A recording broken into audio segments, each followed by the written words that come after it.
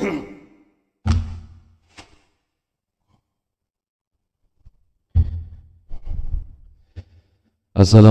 warahmatullahi wabarakatuh.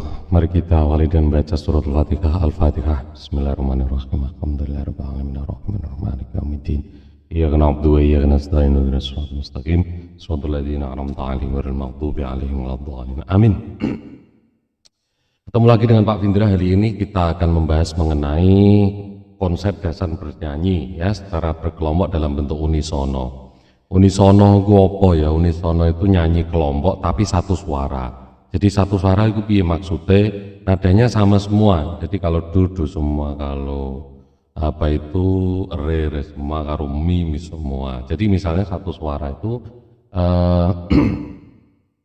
satu seluruh anggota yang berkelompok tadi menyanyikan satu suara, bukan pakai akor. Akor itu apa nah ya?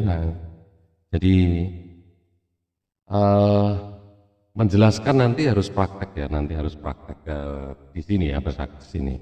Itu berbeda dengan nyanyi grup vokal. Grup vokal itu bedanya, kalau grup vokal itu memang kalau bernyanyi itu ada suara 1, 2, dan 3. Suara 1 itu apa? Kalau di dalam akor itu kan ketika kita membicarakan nada itu ada nada itu 1, 2, 3, 4, 5, 6, 7. Kalau ini C, ini D, ini E, ini F, ini G, ini A, ini B, dan kembali ke C lagi. Nah ini kembali C titik atas. Nah lagu, misalnya lagu Indonesia tanah airku, lagunya sekian semua, jadi pas do ya do semua. Tapi kalau sudah grup vokal, ini penyanyi unisono ya, tapi kalau grup vokal itu ketika nyanyi itu menggunakan nada akord, suara 1, 2, dan 3. Suara 1 mana? Suara 1 itu ketika nadanya C, maka ada yang memulai dengan nada E, ada yang mulai dengan nada G, jadi ngejlong-ngejlong ini lah ya. Nah ini suara 1, ini suara 2, ini suara 3. Gampangannya gue nunggu apa itu untuk mengarahkan terlebih dahulu sebagai titian awal ya, ketika kita membicarakan mengenai nada.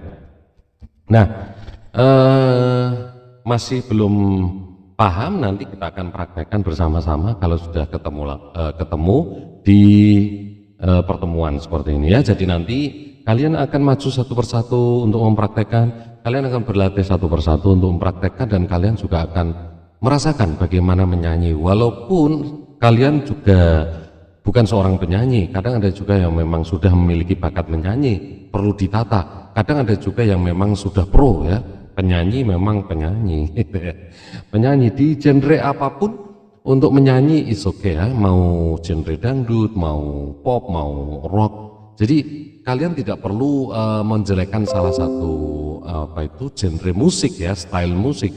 Yang penting kalian harus menghargai apapun itu ya. Ini bukti bahwa kalian itu memang orang yang berhasil mempelajari seni budaya. Jadi kalau orang yang berhasil mempelajari seni budaya itu tentunya dia akan mengatakan bahwa tidak ada genre musik yang jelek ya, semuanya memiliki kualitas masing-masing dan kita hargai. Jadi biasanya kita membenci satu genre musik itu gara-gara kita tidak bisa gitu. Kadang orang membenci lagu dangdut gara-gara dia tidak bisa lagu dangdut ya. Suaranya jelek, nyanyi dangdut malah diguyu tengu gitu ya, malah ya. Oke, nanti akan lebih jauh kita akan praktekkan dan kita akan coba, misalnya begitu ya. Untuk intonasi, yang pertama konsep dasar yang perlu kita perhatikan adalah intonasi. Intonasi itu ketepatan bunyi tiap nada. Jadi kalau Indonesia kan? Jadi sesuai ya. Jadi tidak bisa terus kemudian misalnya dikurangi Indonesia, itu berarti sanya itu belum pas, belum tepat di nada yang benar gitu ya. Kemudian yang kedua artikulasi. Artikulasi itu berhubungan dengan yang pertama adalah sikap. Sikap badan yang benar ini juga akan menghasilkan artikulasi yang benar. Kalau kita terlalu nunduk gitu ya, terlalu nunduk begini, tulang punggung tidak lurus, terus membungkuk gini, jadi ini artikulasinya jadi kurang enak gitu, kurang enak, ya kurang enak. Makanya harus benar-benar badan harus tegak gini ya, jadi menyanyi itu memang badannya harus tegak gini. Kemudian posisi mulut itu mungkin kalau sampean pernah mencoba seorang penyanyi itu kalau muni yo kudune driji telu ini bisa masuk secara vertikal. Jadi masuk secara vertikal. Jadi melatihnya begitu ya. Syukur kalau 4 bisa masuk. Wah, ampuh bener ya. Wambane ya cangkeme ndak ngono. Ya, selebar 3 jari aja kita masukkan secara vertikal. Itu kita latih seperti itu. Kemudian bentuk gigi serinya sebelah atas tertutup setengah, bagian tertutup oleh bibir sebelah atas. Jadi tidak meringis gini ya. Jadi kalau meringis gini bahaya juga. Nah, jelek nanti jangan nyanyi juga kurang bagus ya. Kemudian posisi bibir bawah ditekan pada gigi sebelah bawah supaya kekuatan suara tidak berkurang. Jadi juga tidak begitu tapi agak ke atas. Beda kalau dengan Alwiansah gitu ya. Nyanyi itu dia bisa bagus dengan gaya mulut yang sangat mantap gitu. Gitu ya. Pokoknya seperti itulah. Kemudian aliran udara yang diarahkan ke langit-langit keras ya, didorong dengan menggunakan suara diafragma. Ya. Maka dengan demikian kalian nanti akan mampu memunculkan artikulasi yang jelas. A, I, U, E, O. Wah, jadi gitu.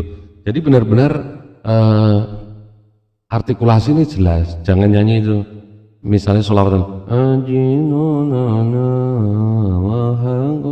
Nah, tidak membuka mulut nanti tidak terdengar enak. Gitu ya. Artikulasi harus jelas. Adinulana wal haqqulana. Misalnya begitu. Jadi benar-benar terdorong bagus gitu ya.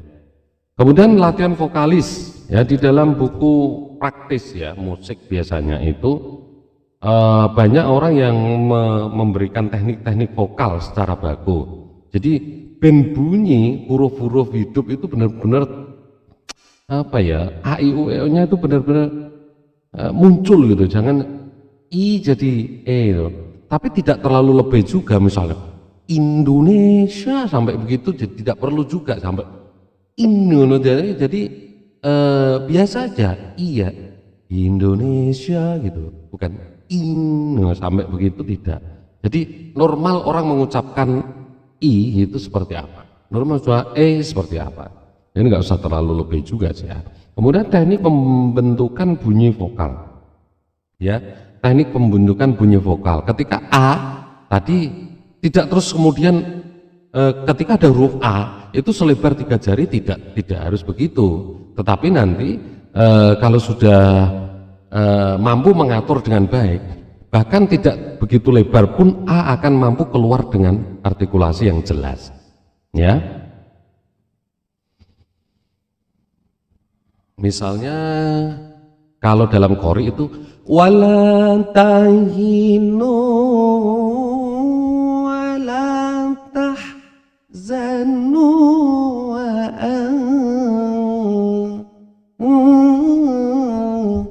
antumul a'launa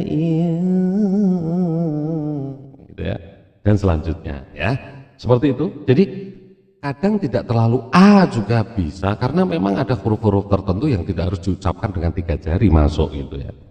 Kemudian teknik pembentukan huruf konsonan. Huruf konsonan biasanya itu kalau kita nyanyi terlalu terlalu lebih juga ya, ketika nyanyi kamu ini terlalu k-nya terlalu ditekan sampai kamu gitu ya.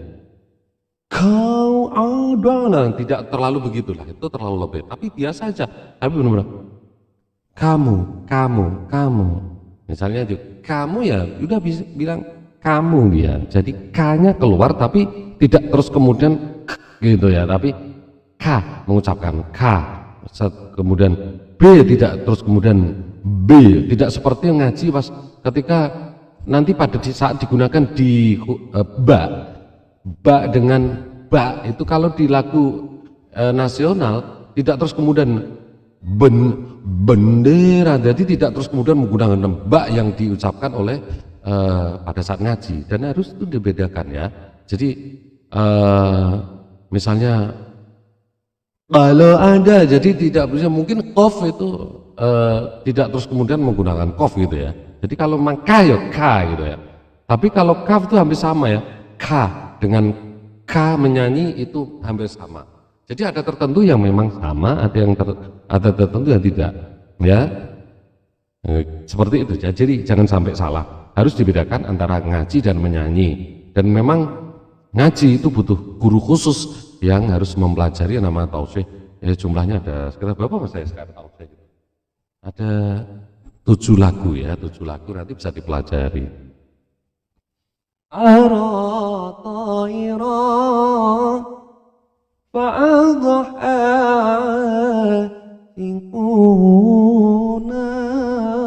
oh itu ya, bopo terusnya itu tidak ayat Al-Quran ya, jadi bisa dipakai untuk apa ya, rengeng-rengeng dalam keadaan santai gitu ya. Walaupun demikian juga tidak bisa dilantunkan di dalam WC juga isi ya, karena juga kalau dilantunkan di WC kok nek didungok wong lho saiki kori ya, padahal bukan ayat Al-Qur'an juga, tapi kan itu ada kata-kata mutiara yang indah yang sebenarnya tidak perlu tidak dibenarkan untuk diucapkan di dalam WC gitu ya. Pokoknya seneng WC itu fokus gitu ya, bagaimana mengeluarkan rudal gitu. Terus kemudian resonansi. Resonansi adalah suatu gejala bunyi yang dikembalikan dari satu ruangan. Jadi ketika menyanyi di studio, kalian bisa melihat bahwa di studio itu selalu ada peredam ya. Peredam itu membuktikan bahwa biar suara kalian itu tidak terpengaruh oleh resonansi yang ditimbulkan dari suara-suara gedung dan lain sebagainya. Makanya terkadang ketika kalian azan di masjid, saya juga azan di masjid itu resonansinya terlalu tinggi terkadang karena pada saat itu belum ada jamaah yang datang. Secara otomatis kalau jamaahnya belum datang, ini ruangan ini benar-benar kosong dan itu bisa menimbulkan suara ya, resonansi yang tinggi, bahkan sampai mengganggu pada suara asli kita.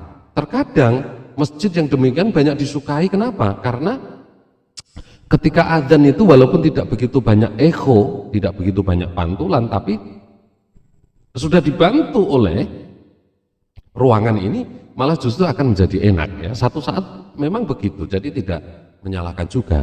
Tapi kalau studio mau tidak mau itu harus dikasih satu peredam, membuktikan bahwa kualitas kalian itu sangat bagus, benar-benar tidak terpengaruh dengan suara-suara yang ada yang hadir gitu ya. Jadi nanti kalau pengen memberikan echo, bukan ditimbulkan dari resonansi ruangan, tetapi ditimbulkan dari aplikasi atau mungkin alat mikrofon atau mungkin apa ya yang bisa dipakai untuk echo ya.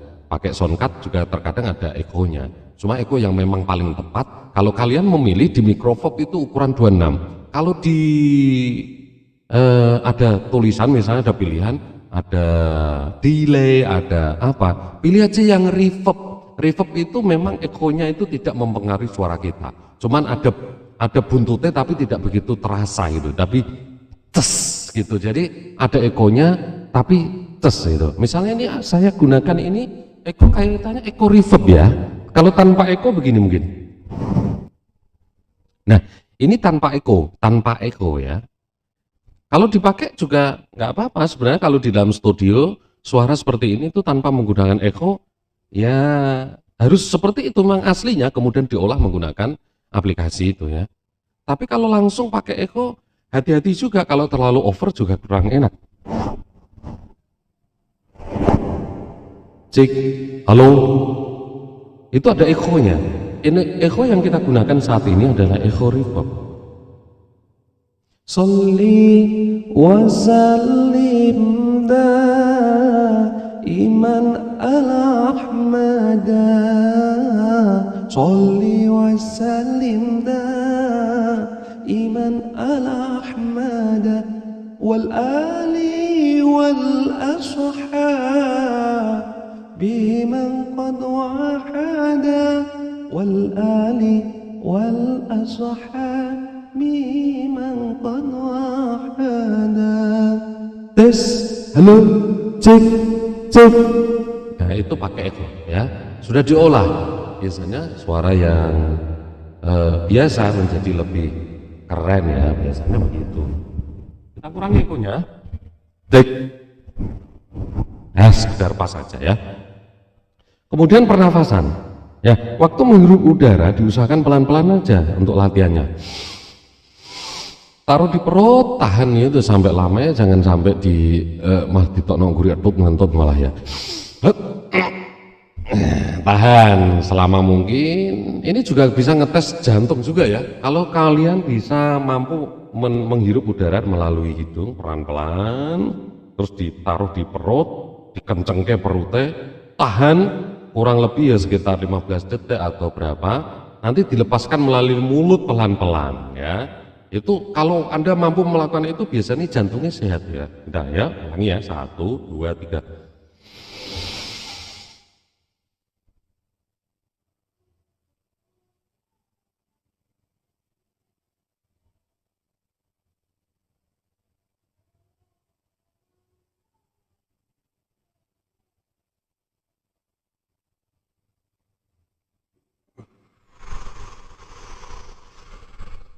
Nah begitu latihannya terus menerus ya, ditahan selama mungkin ya, koyok nek wis sampai mati lho, wah kudu mati lah colno. Tapi ketika mengeluarkan, itu rasanya set, wah jangan begitu ya, nanti malah justru kurang bagus nanti di hasil apa ya. Keluarkan sedikit demi sedikit, biar nanti pada saat menyanyi Anda mampu mengeluarkan itu dengan sangat irit sekali dan suara kalian, nafas kalian tuh terlihat panjang. Apalagi yang kori-kori itu, saya termasuk kori yang suaranya pendek gitu ya. Jadi kalau sudah satu ayat itu mesti gak kuat gitu. Kemudian setelah udara masuk kan tahan 5 detik, ini 10 detik dan 15 detik ya. Ini yang paling bagus ya 15 detik itu ya. Kalau bisa lebih gimana? Oke, no problem ya, malah bagus ya. Kalau latihan untuk pernafasan panjang itu biasanya kalau saya sambil naik sepeda gitu ya, itu biasanya ini teknik yang sering diberikan oleh kori internasional Mas'ud Sa'ad, Muhammad Mas'ud itu dia jarang olahraga, jarang lari, jarang renang gitu ya. Sebenarnya memang bagus itu lari sama renang itu untuk melatih suara bisa menjadi bagus. Tapi kalau memang tidak sempat terus piye yo kan yo akhirnya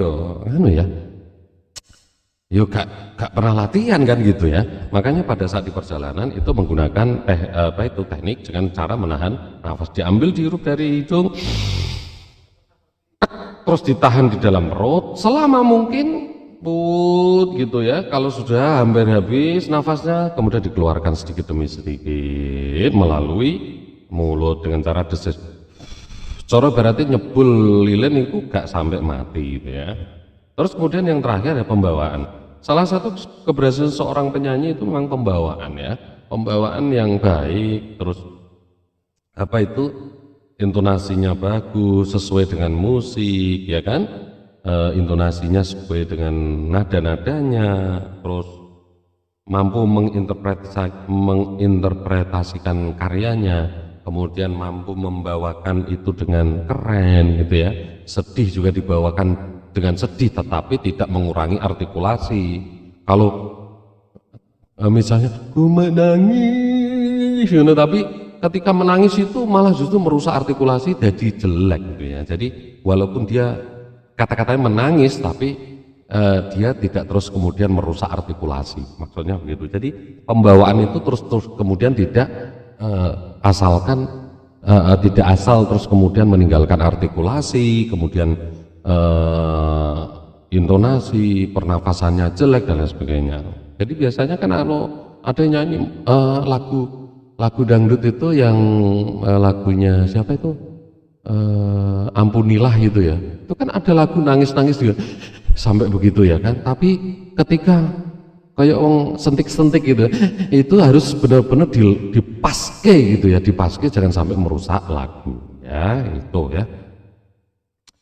Tadi ya berarti sudah selesai ya untuk pembahasan kali ini sampai menyanyikan lagu dengan satu suara secara berkelompok dalam bentuk unisono itu nanti kita akan praktekkan bersama-sama dengan lagu-lagu yang ada. Nah, silahkan kalian bisa melihat lagu-lagu ya nanti lagu yang pertama untuk lagu Indonesia Raya jelas kalian pelajari, nanti kalian tulis di dalam buku ya, kalian tulis di dalam buku lagu Indonesia Raya. Kemudian solawatannya lagu sing gampang itu Ya Ayyuhan Nabi ya, nanti bisa Anda cari Ya Ayyuhan Nabi, nanti ditulis di dalam buku ya. Oke, untuk passwordnya kali ini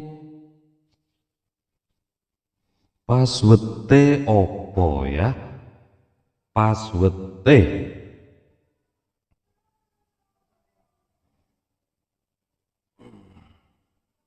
oh ya password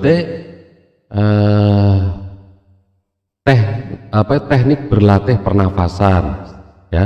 Teknik berlatih pernafasan begini, dihirup pelan-pelan, jadi kata-katanya dihirup melalui menghirup udara dari hidung gitu ya, pelan-pelan ditahan di perut selama 15 detik, lepaskan pelan-pelan melalui mulut.